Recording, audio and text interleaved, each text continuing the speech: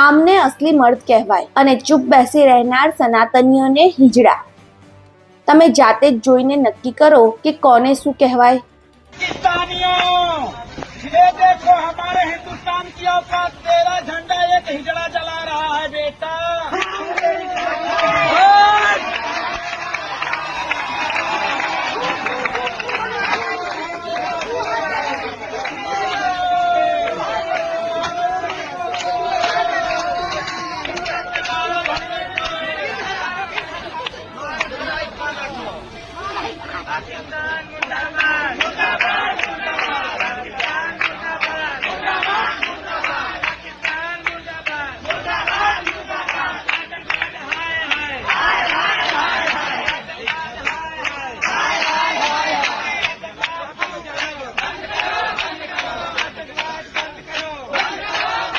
इस्लाम खतरे में है कहीं कहीं ने हिंदू खतराમાં આવી ગયા છે કે નહીં।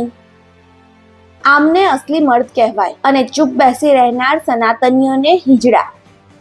તમે જાતે જ જોઈને નક્કી કરો કે કોને શું કહેવાય। पाकिस्तानियों, ये देखो हमारे हिंदुस्तान की औकात, तेरा झंडा एक हिजड़ा जला रहा है बेटा।